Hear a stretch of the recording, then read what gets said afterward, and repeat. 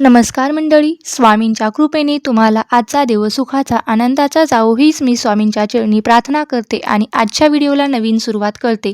बघा, आज श्रावण महिन्यातला पहिला शनिवार आहे आणि आपल्याला या दिवशी दुसरं काही नाही केलं तरी चालेल, तुम्ही उपाशी राहिलं तरी चालेल, पण पिंपळाच्या झाडाला आपल्याला एक वस्तू अर्पण करायची आहे आणि नंतर आपल्याला पिंपळाच्या झाडाखाली एक दिवा लावायचा आहे. ज्याने काय होईल की आपले करोडोचं कर्ज आहे ते संपेल आणि आपली कठीणातील कठीण इच्छा ही पूर्ण होईल.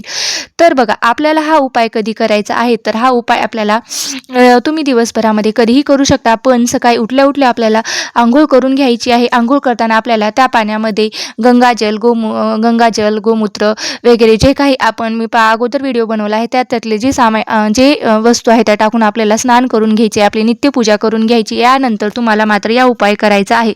हा उपाय करण्यासाठी तुम्हाला एक छोटा लोटा जल घ्यायचा आहे. त्यामध्ये तुम्हाला काय करायचं आहे, तर चिमूटभर काळी तीळ घ्यायची आहे. त्यासोबतच 11 उडदाचे दाणे सुद्धा घ्यायचे आहेत. त्यासोबतच थोडंसं चिमूटभर काळे तीळ, त्यासोबतच 11 उडदाचे दाणे, गंगाजल घ्यायचं आहेत आणि एक गुळाचा खडा घेऊन त्यात टाकायचा आहे. यानंतर एक मोहरीच्या तेलाचा दिवासुद्धा घ्यायचा आहे. एक छोटीशी पंती घ्यायची आहे. त्यामध्ये तुम्हाला मोहरीचे तेल घ्यायचं आहे. त्यामध्ये तुम्हाला हा दिवा लावायचा आहे आणि त्यात मोहरीचं तेल घालायचं आहे. मोहरीचं तेल घालून झाल्यानंतर तुम्हाला मोहरीचं तेल नसेल तर तुम्ही साधं तेल घेतलं तरीही चालतं आणि त्यामध्ये दुहेरी कापसाची वात घ्यायची आहे. हळद, कुंकू, अक्षता, फुले या दोन्ही वस्तू घेऊन तुम्हाला पिंपळाच्या झाडापाशी जायचं आहे. पिंपळाच्या वृक्षाच्या पाशी गेल्यानंतर सर्वप्रथम तुम्हाला त्या झाडाच्या जवळ जाऊन तुम्हाला दिवा हा प्रज्वलित करायचा आहे. एक पान घेऊन त्या पानाचं आसन तुम्हाला त्या दिव्याला करायचं आहे आणि म्हणजेच काय, तर त्या झाडाच्या पानावरती जो दिवा आहे तो तुम्हाला लावायचा आहे. हे जल आहे ते आपल्या दोन्ही हातांनी या वृक्षाला अर्पण करायचं आहे आणि जेव्हा आपण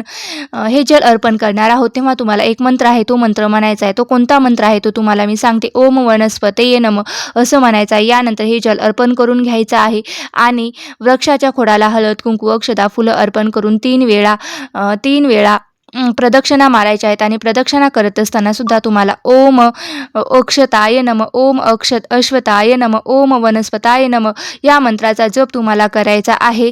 यानंतर दोन्ही हात जोडून तुमची इच्छित मनोकामना जी आहे ते तुमच्या देवाला सांगायची आहे आणि तुमचं जे काही संकट आहे ते दूर करा अशी तुम्हाला प्रार्थना करायची आहे. यानंतर या झाडाचं एक पान तुम्हाला तोडून घरी आणायचं आहे, स्वच्छ धुवून काढायचं आहे आणि गंगाजल धुतली नाही तरीही चालेल. यानंतर तुम्हाला हळद एका वाटीमध्ये मिक्स करून घ्यायची आहे आणि हळद टाकून गंध तयार करायचा आहे. तुमच्या उजव्या हाताच्या करंगळीने जवळ जे बोट असतं ना अनामिका, तर त्या बोटाने त्या पिंपळाच्या झाडावर रीम लिहायचं आहे. रीम हा शब्द जो आहे तो तुम्हाला लिहायचा आहे. यानंतर हे पान आहे ना, तर ते तुम्हाला पान देवघरामध्ये ठेवून तुम्हाला धूप, दीप, अगरबत्ती, दिवा ओवाळून घ्यायचा आहे आणि पुन्हा एकदा तुमची इच्छित मनोकामना जी आहे ती व्यक्त करायची आहे. इथेच तुम्हाला तुमच्या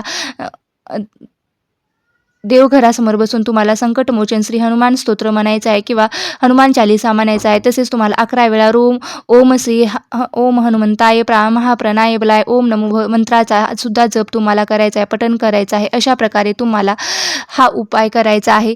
तसेच तुम्हाला पठण केलं तरीही चालतं. अशा पद्धतीने हा छोटासा उपाय तुम्हाला श्रावण महिन्यातील पहिल्या शनिवारी करायचा आहे. पिंपळाच्या पूजेने तुमच्या सर्व प्रकारच्या ज्या काही अडचणी आहेत त्यासुद्धा दूर होतील आणि तुमचा जे काही शत्रुनाश आहे तो सुद्धा दूर होईल. श्रावण महिन्यातील प्रत्येक शनिवारी पिंपळाची पूजा केल्याने सुद्धा आपल्या ज्या काही अडचणी आहेत त्या सुद्धा दूर होतात. वृक्षाची पूजा केल्याने व्यक्तीला अनेक रोगापासून, आजारापासून मुक्ती मिळत असते आणि शारीरिकदृष्ट्या निरोगी राहतो असं म्हटलं जाते. इथं अश्वथ म्हणजे पिंपळ, शारीरिक व्यक्ती सुद्धा निरोगी, मारुती स्तोत्र म्हणजे अंजलीचे लहान हनुमान हिंदू धर्मात पिंपळाची पूजा म्हणून पूजा केली जाते, देवता म्हणून ओळखले जाते. म्हणून या दिवशी हा उपाय इथे आपल्याला करायचा आहे. म्हणजे पिंपळाच्या झाडाखाली तुम्हाला शक्य असेल तर हा उपाय नक्की करा आणि जर तुम्हाला हा दुसरा उपाय शक्य झाला नसेल तरी तुम्ही फक्त मोहरीच्या तेलामध्ये सुद्धा तुम्ही दिवा लावला तरी सुद्धा तुम्हाला त्याचं फळ हे नक्कीच मिळेल.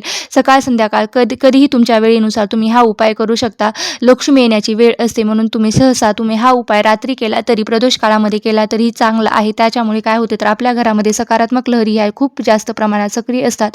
सूर्योदय झाल्यानंतर पिंपळाच्या झाडाची पूजा केल्याने घरात सुख, संपत्ती, समृद्धी कायम टिकून राहते. शनिवारी या झाडाच्या मुळापाशी दिवा लावण्याने पित्र प्रसन्न होतात आणि पित्रदोष, नजरबाधा दूर होत असते. तसेच शनिदोष, साडेसाती, इडापिडा ही सुद्धा दूर होत असते.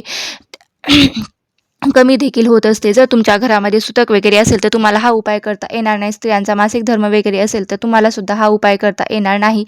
आता ही महत्त्वाची माहिती मला तुमच्यासोबत शेअर करायची. ही जर माहिती आवडली असेल तर नक्की लाईक करा, शेअर करा आणि चॅनलवरती नवीन असाल तर सबस्क्राईब करायला विसरू नका. धन्यवाद. श्री स्वामी समर्थ. जय जय स्वामी समर्थ.